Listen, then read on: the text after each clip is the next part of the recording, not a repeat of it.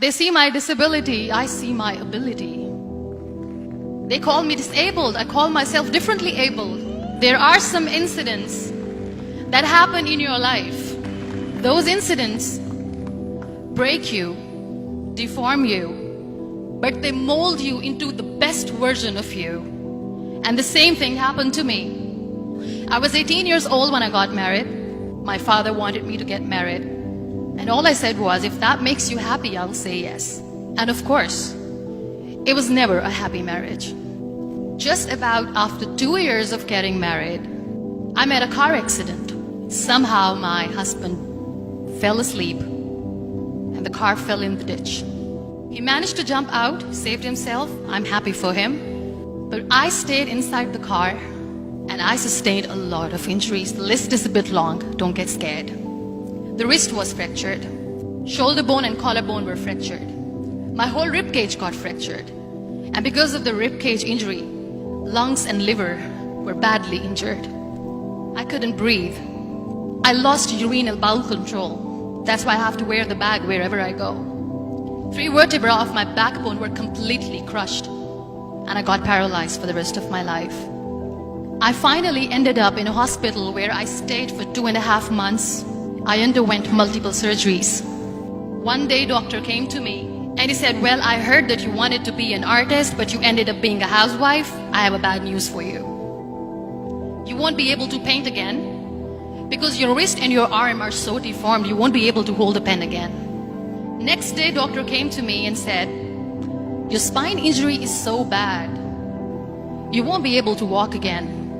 Because of your spine injury and the fixation that you have in your back, you won't be able to give birth to a child again. That day, I was devastated. I asked my mother, why me? And that is where I started to question my existence. Why am I even alive? And that is where I realized that the words have the power to heal the soul.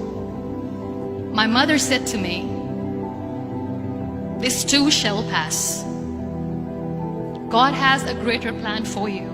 I don't know what it is, but He surely has. And in all that distress and grief, somehow or the other, those words were so magical that they kept me going. One day I asked my brothers, I know I have a deformed hand, but I'm tired of looking at these white walls in the hospital and wearing these white scrubs. I'm getting tired of this. I want to add more colors to my life. I want to do something. Bring me some colors, bring me some small canvas. I want to paint. So the very first painting I made was on my deathbed, where I painted for the very first time. It was not just an art piece or just my passion. It was my therapy. And then I was discharged and I went back home. And I went back home and I realized that I have developed a lot of pressure ulcers on my back and on my hip bone. I was unable to sit.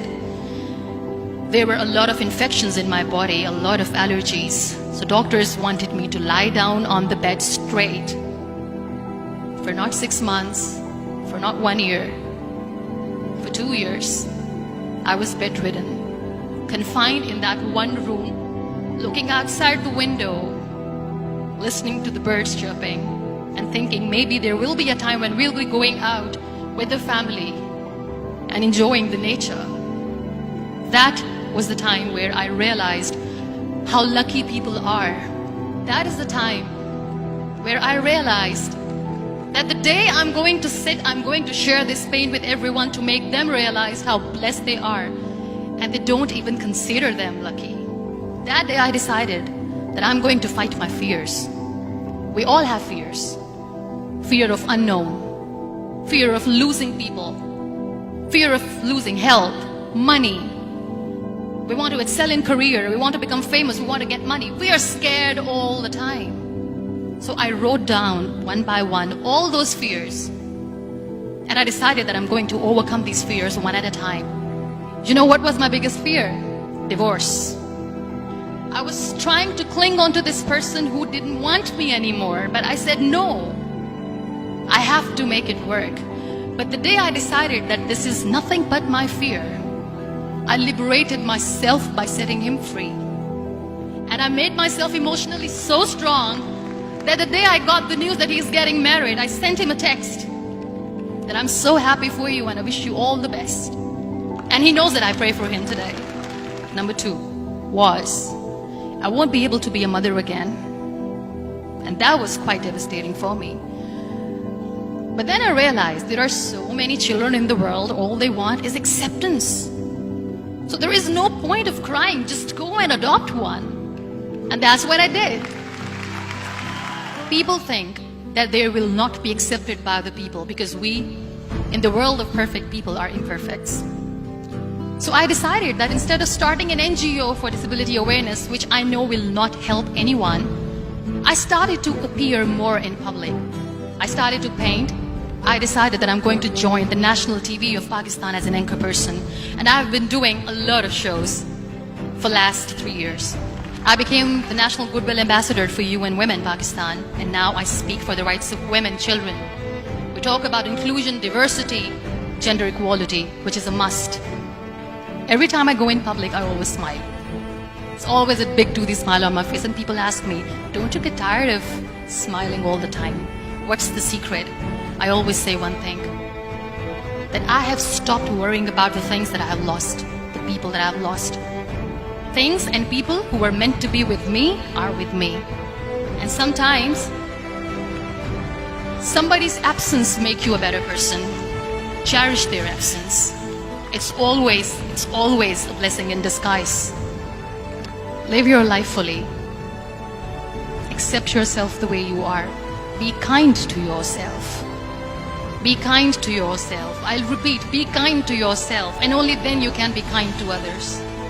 Love yourself and spread that love.